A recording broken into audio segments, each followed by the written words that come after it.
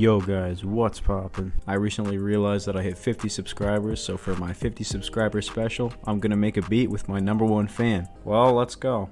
I've got a blank Audacity project open here, and I'm gonna record it. Well, that should be good. Alright, now that I recorded that, let's go into Audacity and let's edit it. Alright, now that we're in here, let's find a section that sounds kinda decent. Alright, this should be good. Alright, so now what we're going to do is we're going to find one frequency and we're going to boost that. So to do that, what I'm going to do is I'm just going to export this and then I'm going to put it into lmms. Alright, now that I got it in lmms, what I can do is I can go to add effects and I can add an equalizer. So what I'm going to do here is I'm going to pick a frequency out of the sound and I'm going to raise it up to kind of make this into a sound that I could use. So let's go with 1000 hertz. Alright, so now what you can do is you can boost all the multiples of 1000. And you can also boost 500. I wouldn't go below 500 though. You could if you want to. I mean, go for it. That one's actually already set at 2000, so let's just raise that. Now I'm just going to do this a couple more times. I actually am going to boost 500, just because why not? So now it's going to sound like this.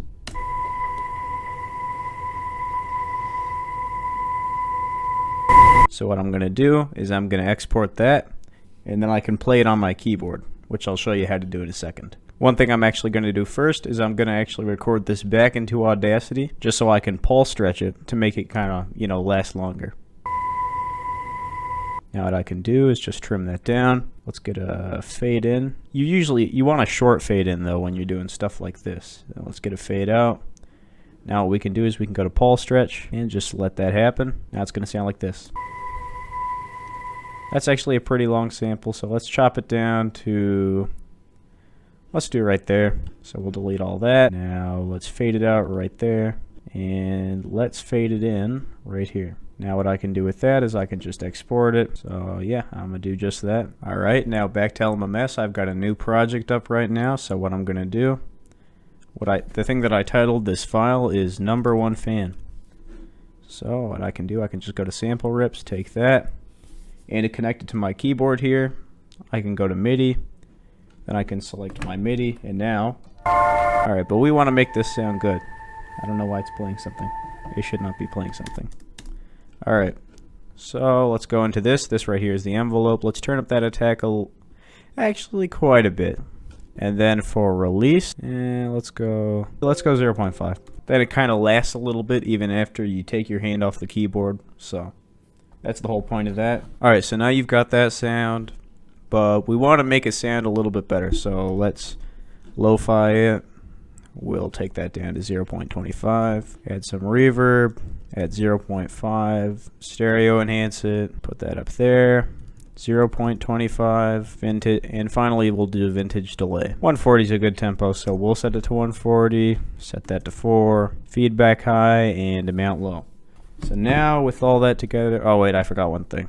Let me just, you can't forget about this, because if I don't put that compressor on there, then it's gonna sound not nice. Alright, I think the main problem right now is this sample itself, so not the attack in the envelope, but the sample itself has too long of a attack into it. So it takes too long to get into the sound. What I'm gonna do is I'm gonna move it over there. So then, kind of comes in a little bit quicker, doesn't it? Now that we got that, let's just find some drum samples to put down a good bass for.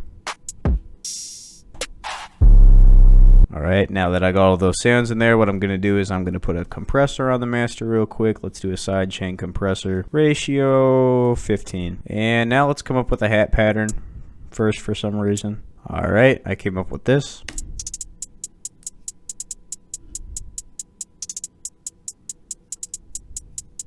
Alright, that sounds pretty good. Let's put a kick in there. Let's do a clap.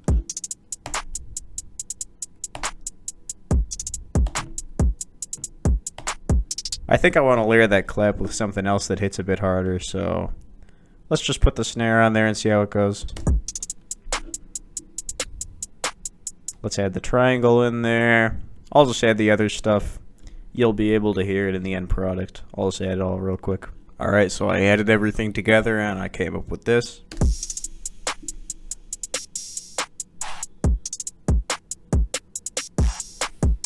Alright, so now I'm going to try to add that, you know, noise from the fan over top of all the stuff that I came up with here.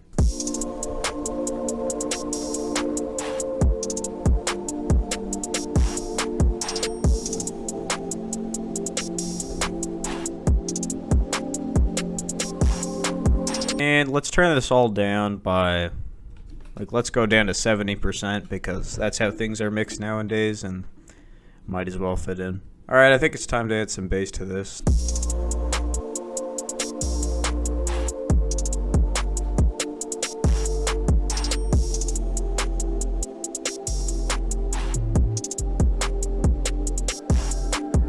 Alright, I'd say that sounds pretty good. I'm gonna like add a counter melody to this and we'll use this sound. But let's add a few effects on there so that it sounds a bit more interesting. Alright, so I added the reverb at 50%. I added some stereo tools just to give it some image because this was originally in mono. And then I high passed it at 300 and now it sounds like this. And I'm gonna just come up with something to go on top of this. Alright, so I added some counter melodies and this is what I came up with.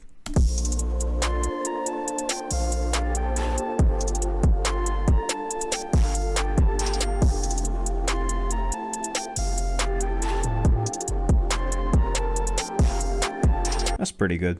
Alright, now, so what I'm gonna do now is I'm just gonna structure it and then I'll pretty much be done. I can use this stuff to make a well-structured beat. So yeah, that'll be about it. Like and subscribe. Yeah.